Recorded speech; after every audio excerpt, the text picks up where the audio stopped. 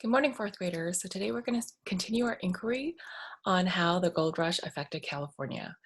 Today we're going to be looking at three primary sources, and they're all going to be dealing with three different aspects of our standard. So the first one we're going to be looking at is how did California's government change after the finding of gold in 1848? The second one is we are going to be looking at how did the population of California change, and specifically the demographics and how that affected the newcomers to California. And the third one we're going to be looking at is how did the gold rush affect the environment of California. And so I'm going to share my screen with you so you know where to find your document. Again, you're going to go to Schoology. You're going to look for Social Studies 4.3, June 2nd. That is today. And attached to this will be the actual Google Doc and this video that you're watching. So when you get to that, you're going to find the actual document, which is going to have the same name, Social Studies 4.3, June 2nd. And this is what you should see on your screen. If you scroll, you'll see the three primary source documents. So you'll be answering three questions today.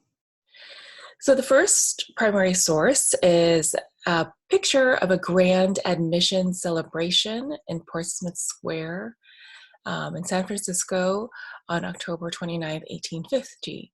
So remember that prior to the gold rush, California was part of Mexico.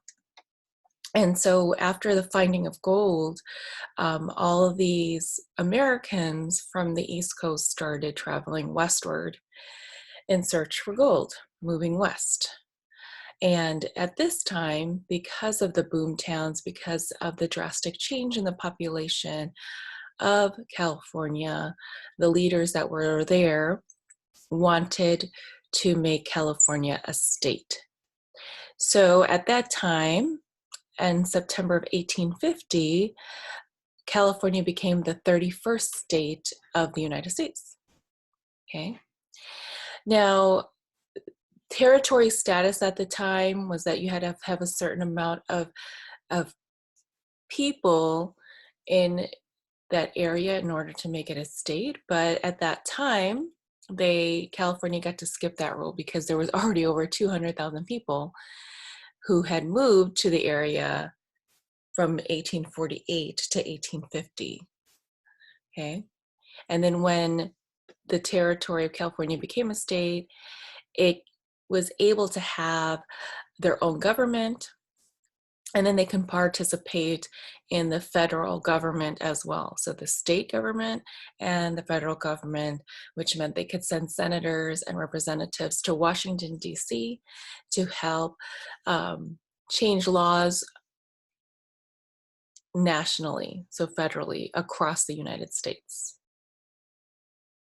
So the question for this primary source is, what types of issues do you think were the most important to the people who wrote the laws and created the first state government in California? So thinking about the time, 2 years after gold was found, what do you think were the important issues that the people were thinking about? And then do you think other states in the American West were able to develop as quickly as California, and why or why not? So again, looking at this picture, you see many, many people, you see many buildings, a boom town. Do you think other states developed this quickly? Okay, and what's the main reason why California developed so quickly in 2 years after gold was found at Sutter's Mill? Okay, so the next primary source is a portrait of a Chinese man in 1853. So as I said before, is that when gold was found in California, people were traveling from all over the world to come find their riches. Okay, and this is significant because now we have people from other countries coming to California too.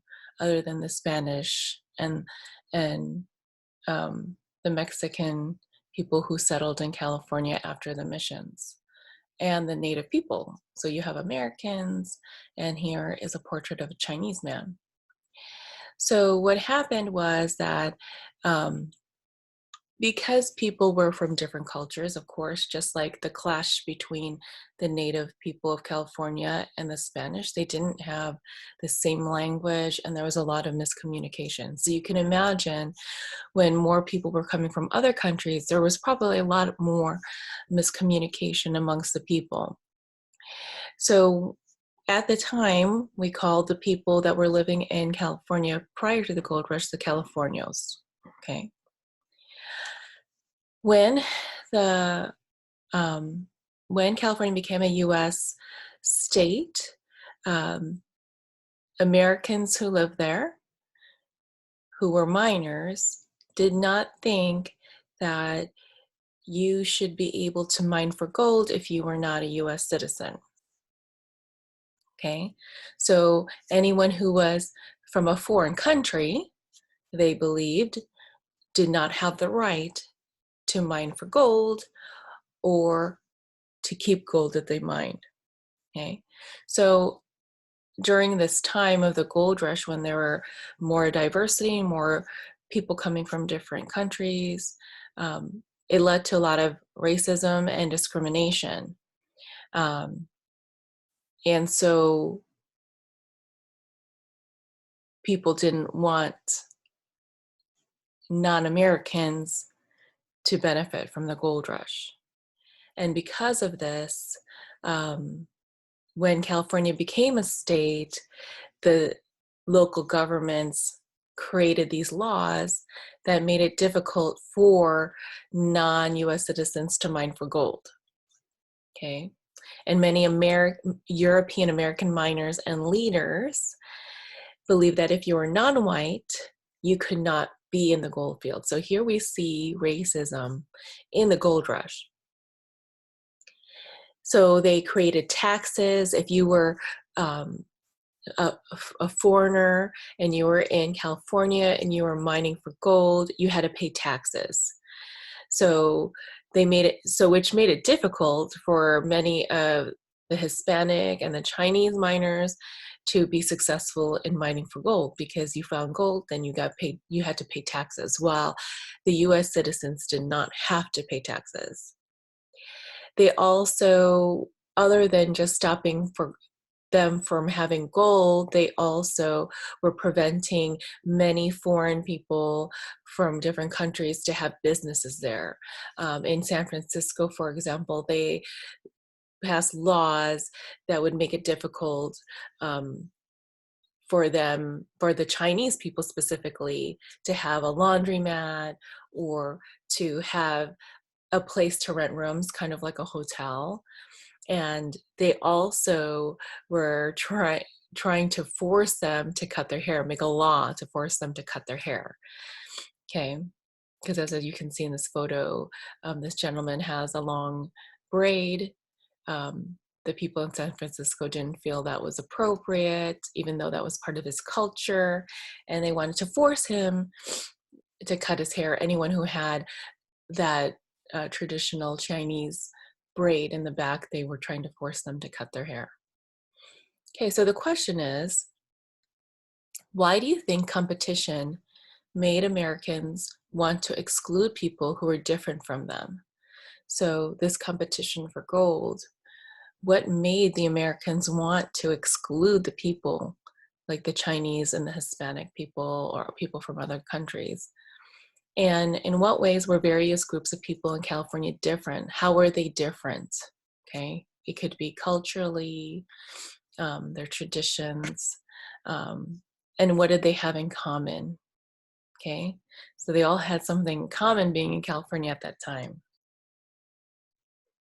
The third source is a picture of Timbuktu diggings in Yuba County in 1965. And this was the introduction of what they called hydraulic mining. And so what hydraulic mining is that they would use water to help kind of excavate or dig out the mountain to be able to find gold. So remember when we went to the Autry Museum and we panned for gold? And panning for gold was pretty tedious. You had to put the pan in the water and shake it and take out everything else and kind of look very carefully, because remember, these were gold flakes. Not very often did you find big nuggets of gold. So this was a newer technology. So as we know, as history goes on and we develop better ways or invent more effective ways to do things. So in here, instead of panning for gold, they created this hydraulic mining. And so hydraulic mining, of course, needed water, and you can see these water sprays here. The water, of course, came from the mountains, which we know water comes from in California. And so